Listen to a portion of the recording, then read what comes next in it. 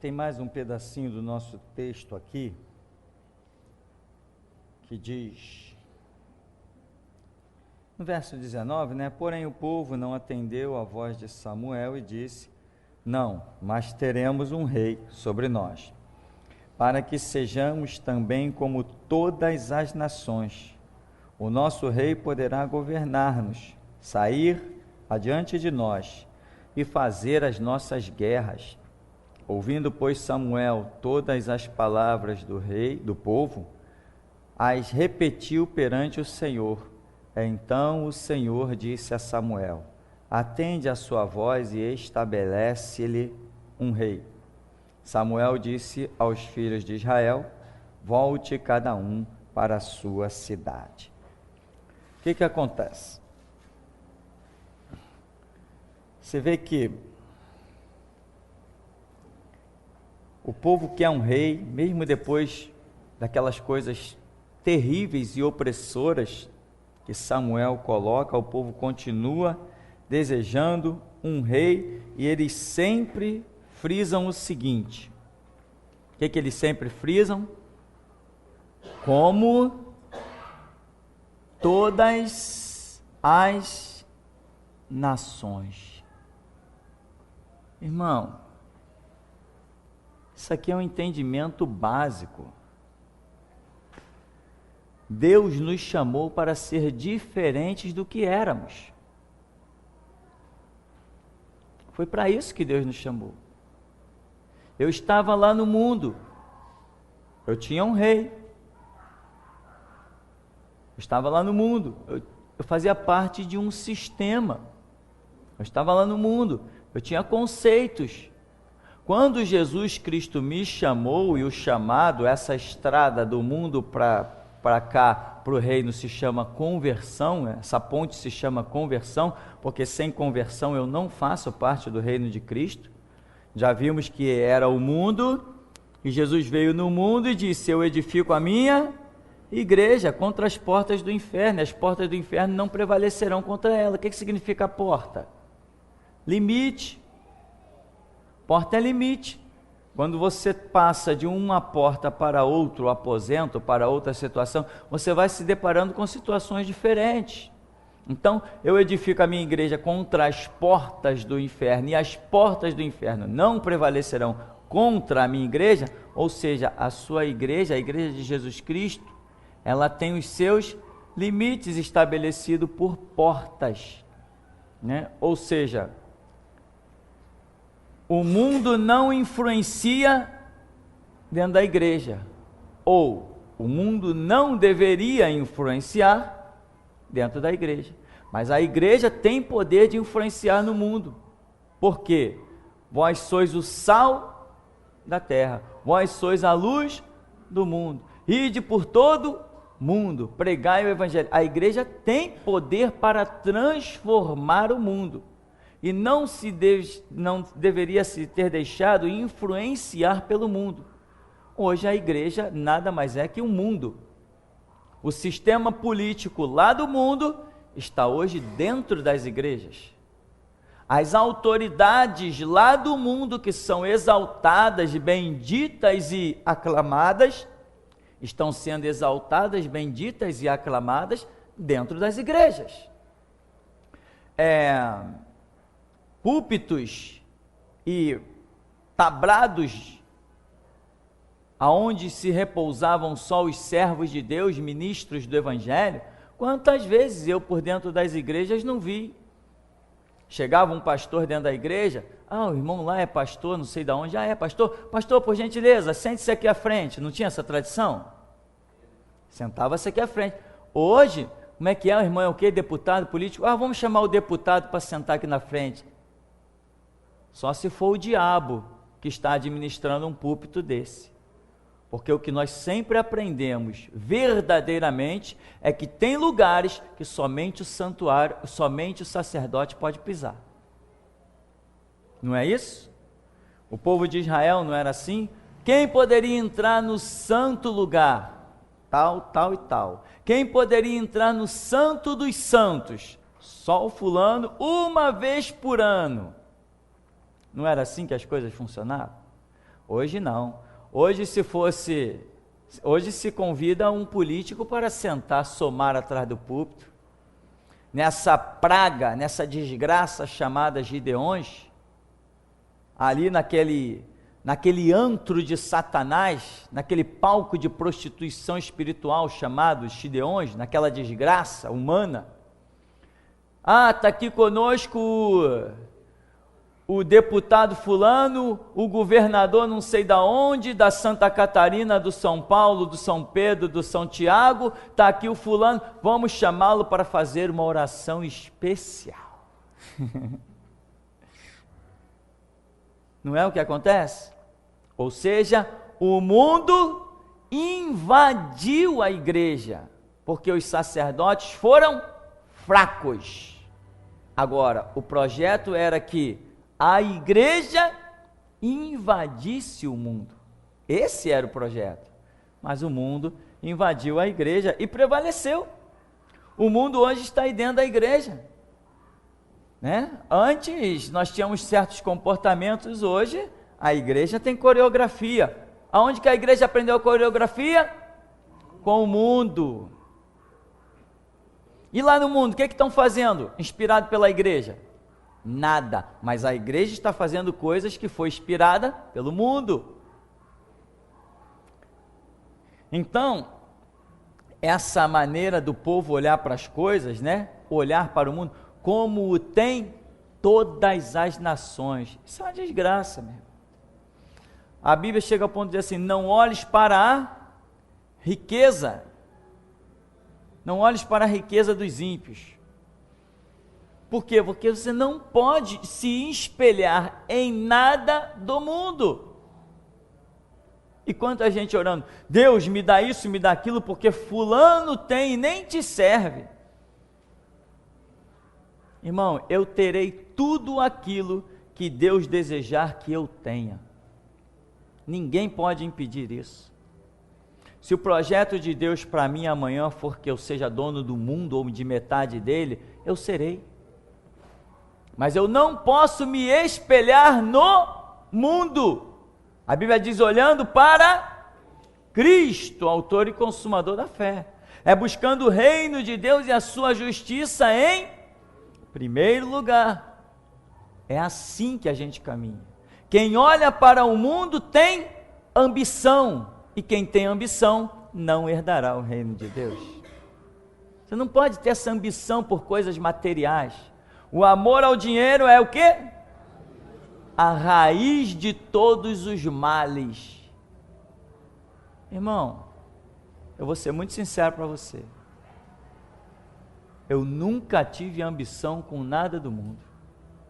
Eu andava a pé, de metrô, de trem, ônibus.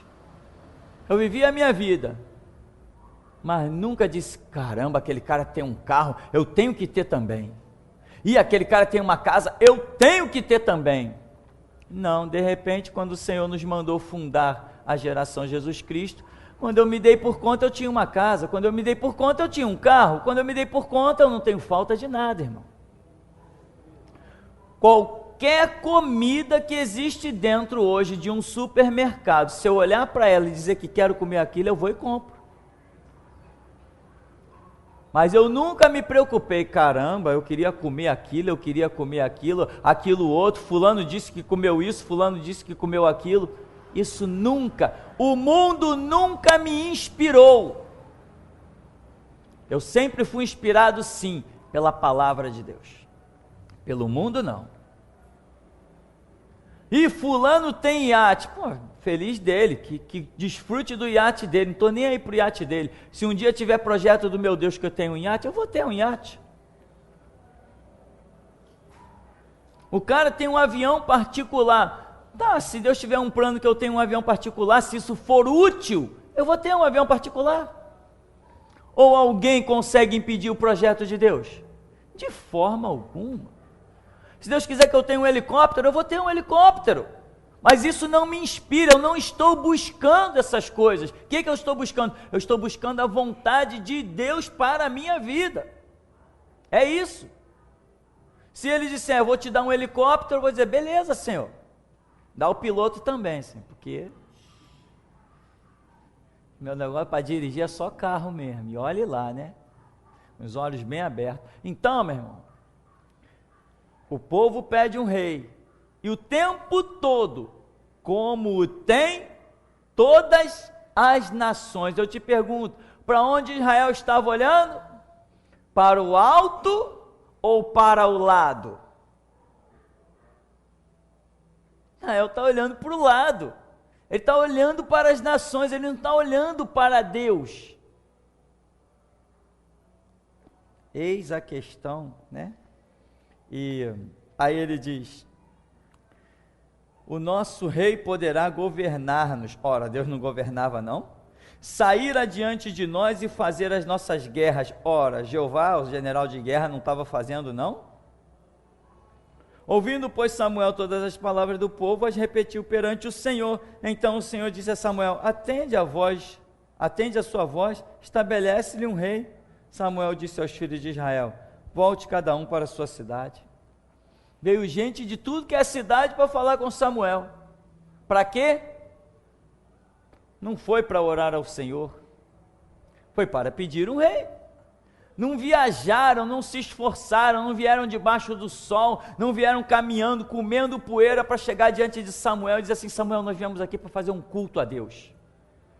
Samuel, nós viemos aqui para orar a Deus, saber a vontade do Senhor, qual o projeto de Deus, o que Deus quer das nossas vidas. Não, eles vieram, atravessaram cidades, comeram poeira, pegaram sol na cabeça para chegar lá e dizer assim: nós queremos a transgressão, nós queremos um rei. Tem gente que está por aí, meu irmão, se esforçando muito, mas para atingir o erro. Vamos ter cuidado com a nossa vida espiritual, porque eu já falei isso há alguns anos atrás, a igreja estava cheia, eu falei: irmãos, nem todos que estão aqui herdarão o reino de Deus. Quem lembra que eu já falei isso que está? Tanta gente lembra, sabe quem está lembrando? E os que não lembram? Quem não lembra que eu falei isso? Vocês que não lembram, vocês estão ocupando o lugar dos outros que estavam aqui quando eu disse isso. Então hoje eu vou dizer mais uma coisa: nem todos que estão aqui herdarão o reino de Deus.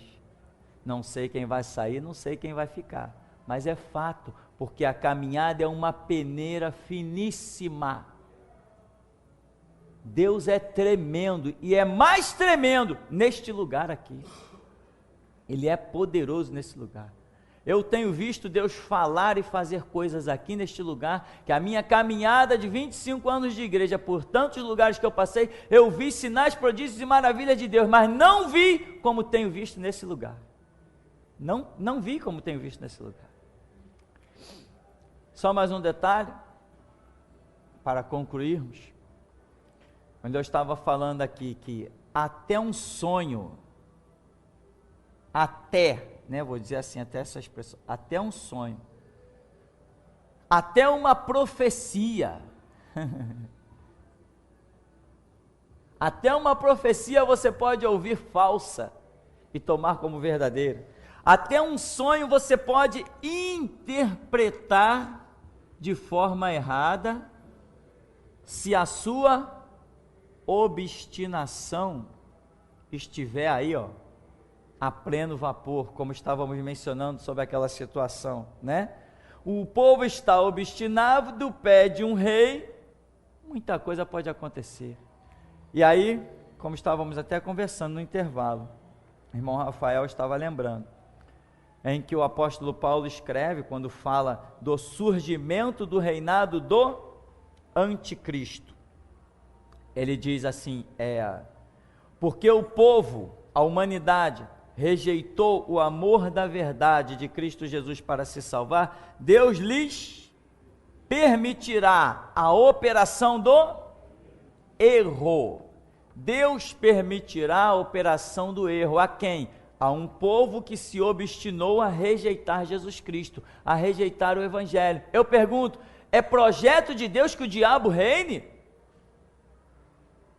Se você ama alguém, se você ama o seu filho, é apaixonado pelo seu filho, você sabe que tem ali uma família cruel, com homens malignos, você vai dar o seu filho para ser criado pelaquela família?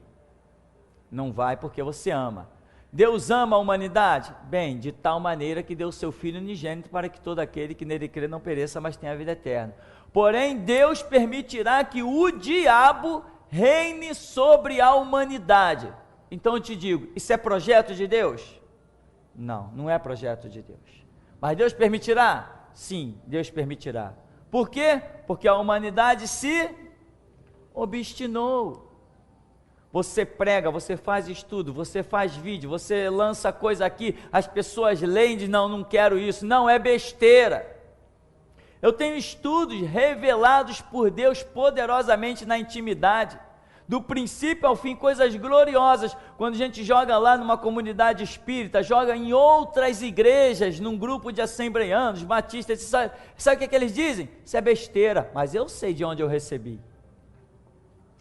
A obstinação da humanidade é fato, é real, o anticristo vai reinar. Então, se Deus permitirá a operação do erro, Deus pode permitir a uma pessoa uma falsa profecia, pode permitir a pessoa um sonho, pode permitir a ela uma errada interpretação. Por exemplo, quando nós fomos presos em 2009, teve um rapaz de longe que já tinha passado por aqui, saiu fora do projeto de Deus, já tinha perdido o ministério, como Deus mostrou claramente que ele perdeu o ministério e não alcançaria mais, tudo por causa de um casamento, de uma paixão, né? Tem gente que acha que uma paixão vale mais que um ministério. Bom, cada um vive a sua vida. Então, em 2009, esse jovem, fora da cidade do Rio de Janeiro, em outra localidade, ele teve um sonho. Ele teve um sonho que eu ia pregar. E aonde que eu ia pregar? Dentro da casa dele. Ou seja, estava todo mundo me aguardando ansiosamente porque eu ia pregar. Tinham convidado gente de tudo que é canto, ia ter um grande culto na casa dele. E eu era, vamos assim dizer, entre aspas, eu era a estrela. Está todo mundo me esperando para pregar. Então quem é o maior nessa história? O maior sou eu. Está todo mundo dependendo de mim. O maior sou eu, está todo mundo dependendo de mim. Se eu não aparecer, não tem o pregador. Se eu não aparecer, não tem o culto. Está todo mundo me esperando, eu sou o maior. Aí, quando eu solto do carro, um carro encosta na porta da casa dele, quando eu solto do carro, que ele olha para mim, eu não tenho os 2 globos oculares. Eu não tenho, aqui eu não tenho olhos. Mas eu solto do carro, ninguém pega na minha mão, eu não tenho bengala, não tenho dificuldade, eu não tenho os 2 olhos, eu pego e caminho em direção à casa dele para pregar dentro da casa dele. Converso com todo mundo, falo com todo mundo. Isso na época da prisão, que muita gente achou que um pastor não pode ser preso, e blá, blá, blá, e toma-lhe besteira. Aí ele vai e manda um e-mail para mim. Tá vendo aí? Tu tá cego. Se eu tô cego, ele que dentro da casa dele dependia da minha pregação, ele não está nem cego, ele não tem cabeça, não tem cérebro, porque estava ele, a família dele, os amigos dele, todo mundo, dependendo da pregação de um cego, era um grande culto, um grande evento. Se eu que vou pregar estou cego, imagina eles. Aí, tá vendo? Tu tá cego e não sei o quê. Eu falei, é? Tá bom. Resultado, foi cortado, já estava cortado, agora então foi sepultado. E esse jovem, hoje, ele não quer ouvir falar de evangelho. Não, eu ando com Deus, eu sigo a minha vida com Deus. Só se for com Deus desse século, com o diabo. Porque para andar com o Deus verdadeiro nessa terra, tem regras. Aí ele disse que eu estava cego e tal, tá bom, encerramos a amizade, acabou, ele vive a vida dele, eu vivo a minha, ou melhor, ele vive a desgraça dele, porque quem perde um ministério não tem mais vida para viver, tem uma desgraça para viver. E no entanto a interpretação do sonho era muito mais simples. Eu tinha sido preso e Deus estava mostrando para ele, era o último chamado, a última oportunidade na vida dele, para que ele entendesse que a falta do globo ocular significava que eu não tinha mais condições de enxergar as coisas desse mundo. Eu só enxergava de forma espiritual e não mais de forma natural. Por isso a ausência do globo ocular. O próprio Espírito Santo, enquanto eu ia lendo o sonho, o Espírito Santo ia falando comigo e me dizendo o significado do sonho e outras coisas mais. Mas ele deu a interpretação dele. Está vendo? Tu está cego? Eu estou cego. E o cara é que está desviado. Eu estou aqui falando de Jesus. Eu estou aqui falando que eu sou apaixonado por Jesus, que estou disposto a dar a vida pelo Evangelho de Jesus. Eu estou cego. Mas se for falar de Evangelho com ele, não quero saber de igreja, não quero saber de Jesus, eu sigo Deus da minha maneira, eu leio a minha Bíblia, aí eu que estou cego. Eu prego para o mundo inteiro que não tem que se curvar à lei de homens e eu estou cego. Eu prego para o mundo inteiro que Jesus Cristo é Senhor absoluto, que Deus é soberano, que poderoso é Deus, e eu que estou cego. E ele, que não quer nem ouvir falar de igreja, ele não está cego, ele está em trevas. Está em trevas. Então, o que acontece? Você precisa ter cuidado, senão, se você está obstinado com alguma coisa, a sua própria mente, ela pode te dar interpretações que não tem nada a ver com a realidade. Você pensa, eu sonhei isso, então significa isso. Cuidado, irmão, muito cuidado. Teve um irmão aqui que vivia contando sonho. Porque eu tive um sonho tal, porque Deus tem um chamado na minha vida. Eu tive um sonho tal, porque Deus tem um ministério comigo. Por fim, eu tive um sonho, olha, meu ministério vai acontecer daqui a 3 meses. Eu falei assim, vem cá, de onde tu está tirando essas interpretações? Entende, meu irmão? Aí resultado, falei, não é nada disso, a coisa não é assim. Não adianta interpretar as coisas de acordo com o que eu penso. A interpretação não vem de mim, a interpretação vem de Deus. Na verdade, que eu não interpreto, eu apenas recebo a interpretação. Eu não interpreto. Interpretar é quando você diz assim, bom, deixa eu ver aqui, 257 mais 858, vou interpretar isso aqui. Deu X, deu Y. Isso é uma interpretação. Agora, quando você recebe a interpretação, está aqui, 257 mais 858, você, de olhos fechados, sem olhar para nada, você põe aqui, Isso é interpretação. Quando você não pensa, ela vem à sua memória, sem que você pense. Isto é receber uma interpretação de Deus. Bom, mas estas lições, alguns não querem aprender, nós temos que seguir em frente. Eu ainda tenho mais décadas para trabalhar aí, irmão, e não estou pensando em aposentadoria, não. Quero saber se alguém tem alguma pergunta, alguma observação que possa ser útil, acrescentando às nossas vidas. Amém? Tem perguntas? Ninguém? Eu gosto assim, uma igreja sábia, gente instruída, muito bem entendida. Gente medrosa também, não vou fazer pergunta não, vai ficar todo mundo me olhando. Quando você fizer a pergunta, todo mundo vai olhar para o outro lado, ninguém vai olhar para você. Não, né? Então nós vamos ver se temos lá na internet. Tem? Pastor, há alguns meses atrás, o senhor falou que uma pessoa estava ferindo os irmãos com recados sujos, através do Facebook, e que ela ia ter que aparecer aleijada diante do púlpito para pedir desculpas à igreja. Em outro culto, o senhor leu um e-mail que foi enviado para uma família. No e-mail, há vários pontos de ciúmes descomunal ao seu respeito. Não sei se o senhor observou esses detalhes. Pastor, tudo indica que é a sua esposa, pois quem mais teria ciúmes do marido senão a esposa?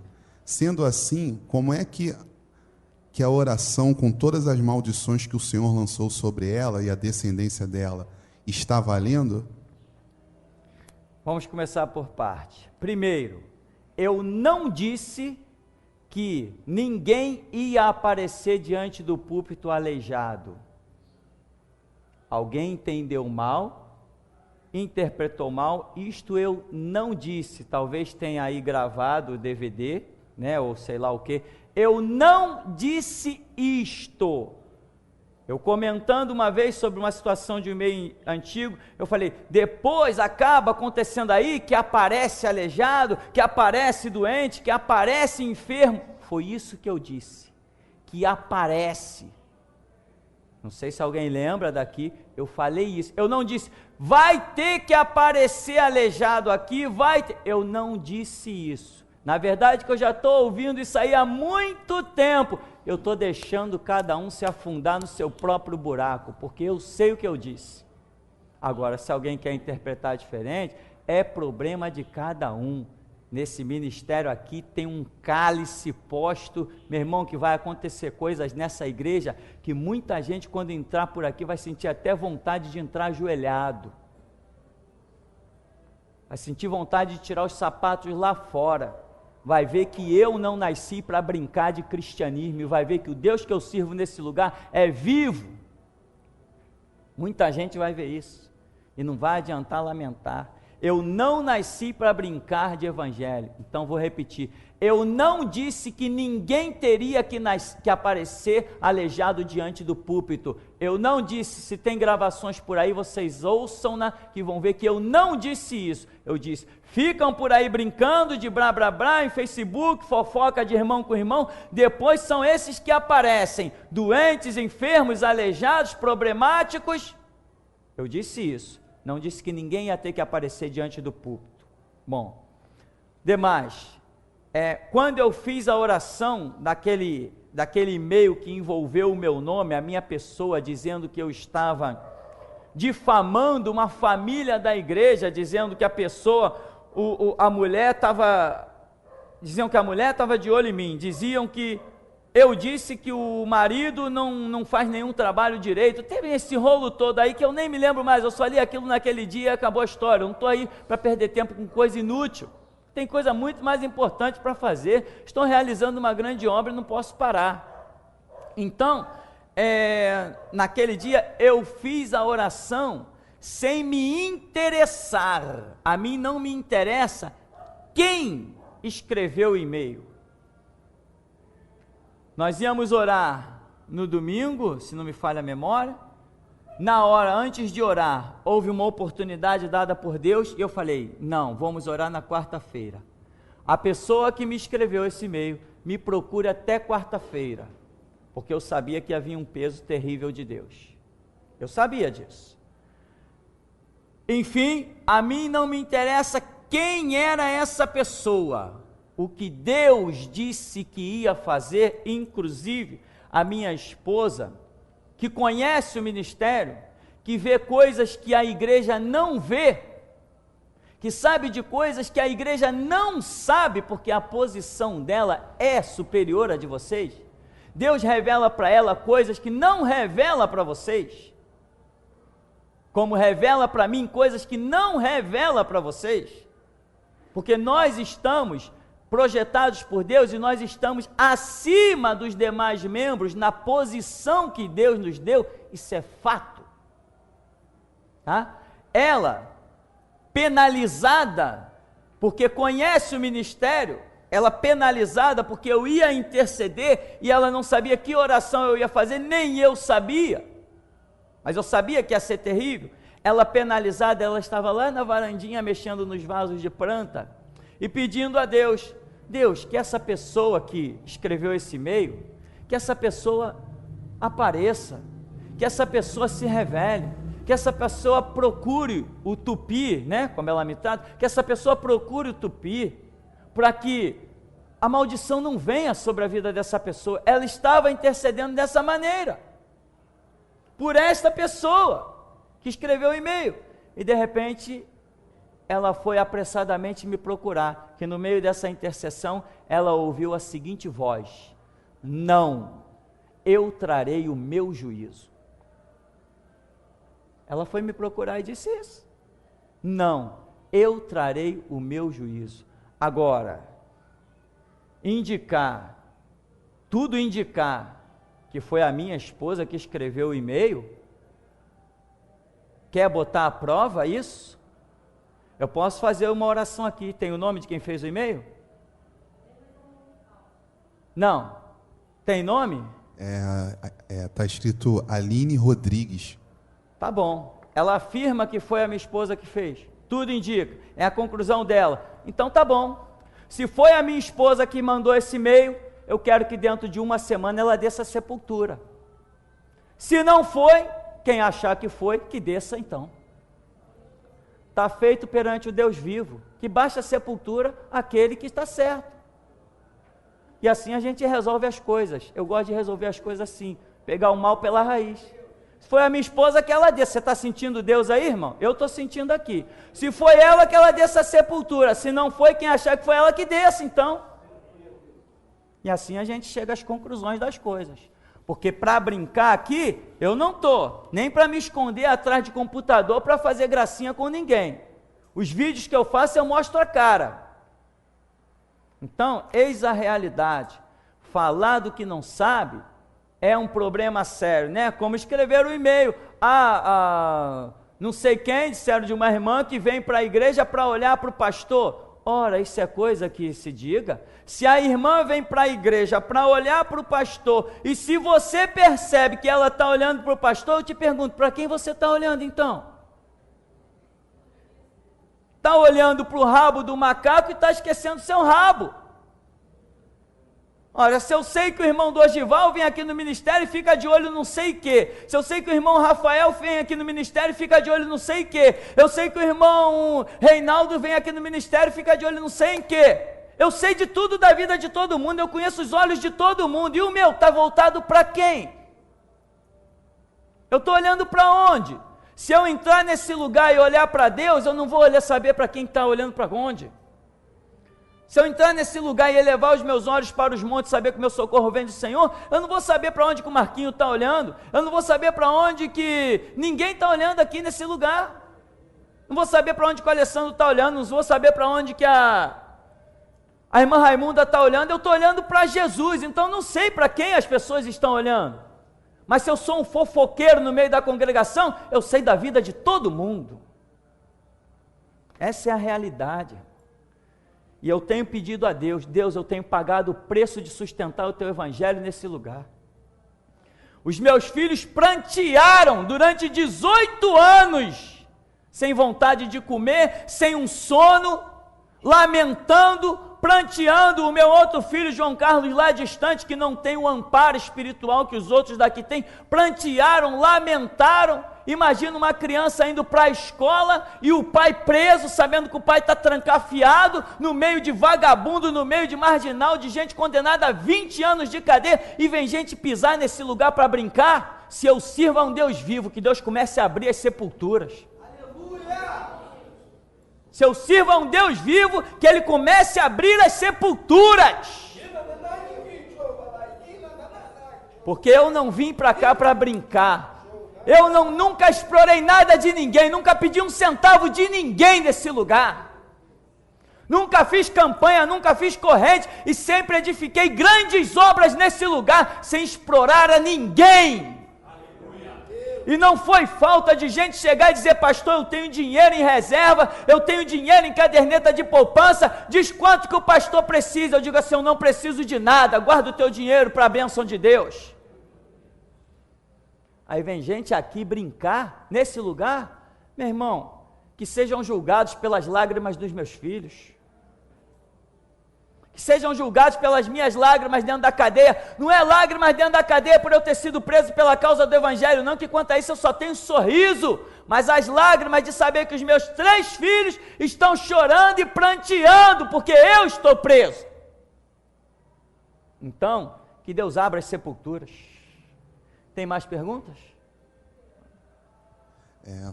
Pastor, o versículo de Gênesis, capítulo 17, versículo 6, que diz, te farei multiplicar grandissimamente, e de ti farei nações, e reis sairão de ti. Esse versículo seria uma revelação de Deus a respeito da passagem que estamos estudando no seminário de hoje? Pelo que eu falei, em detalhes do que eu falei, né? sobre o sustento que Deus fez com a nação de Israel, uma das coisas é ver, essa foi uma promessa feita a Abraão, não é isso?